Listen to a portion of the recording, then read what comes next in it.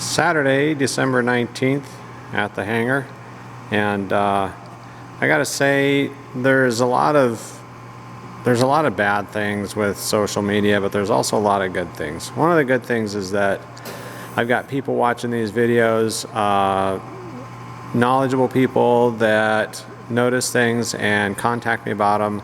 Last video I talked about, we torqued these nuts down for this truss, and I mentioned that they were shear nuts, and that I think we torqued them to 35 inch-pounds. Had a comment on the last one from LT Voyager, said, hey, you might want to check the parts, make sure you got the right ones in there and the right torque.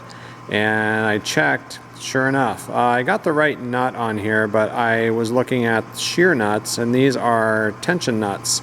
So these are loaded in tension, so I need to, we're gonna have to take the torque seal off those. We have to retorque these down to the proper value.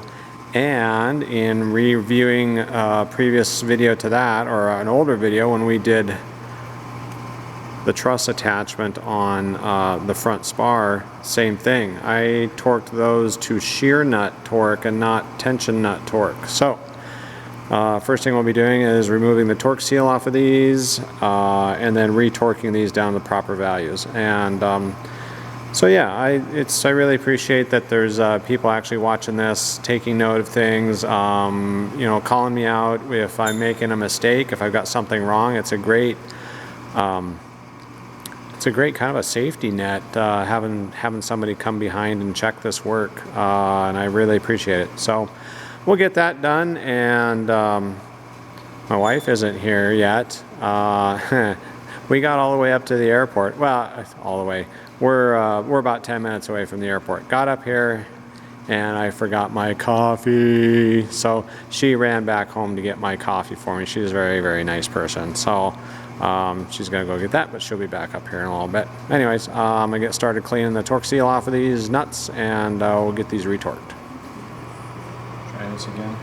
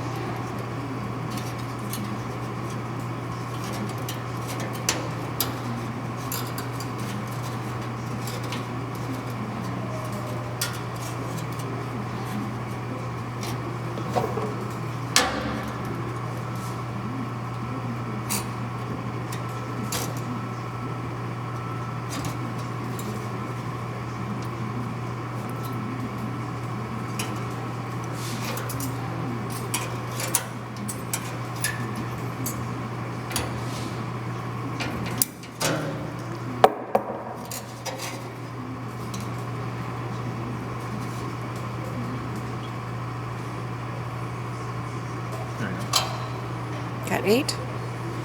Got 7 in there, 7? which is fine.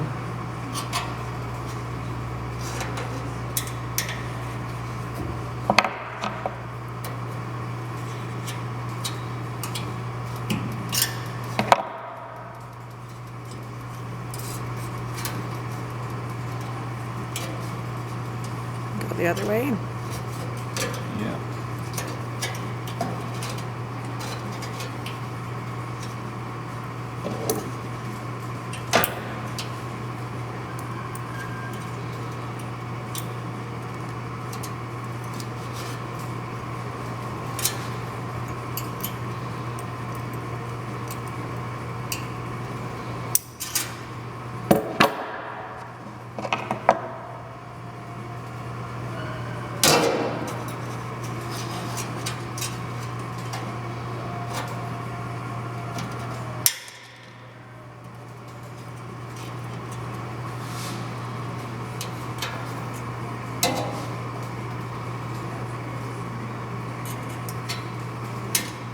It's hard to get in here with this without blocking you.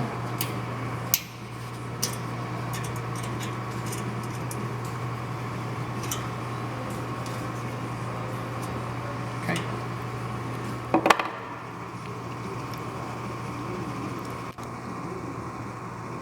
Got the safety wire done on these bell crank bolts. Did that on each side of this bell crank, and then there's the other bell crank.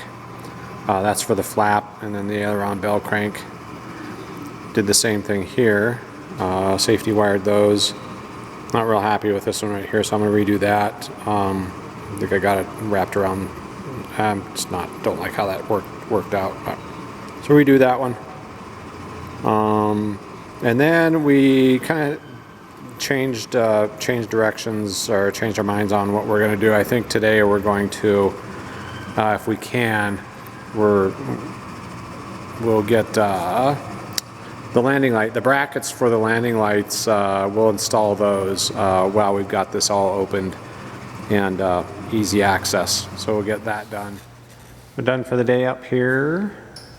Don't got a lot to show for how long we were up here, but we probably spent a couple hours on getting this issue resolved with the torque on those nuts and bolts for the truss. And we did it on the front and the back, redid those, so those are the correct torque now. Got those re-torque sealed. The hardest part of the whole thing was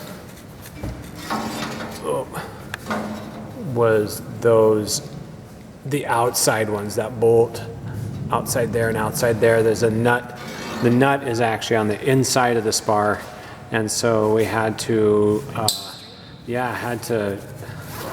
what do you call that when you're Twisted around? when you're twisted around? She had to go backwards at it with a wrench inside of that while I re-torqued that to the right torque. We probably could have just, I don't know, we maybe could have flipped this wing up or something, but you know, it was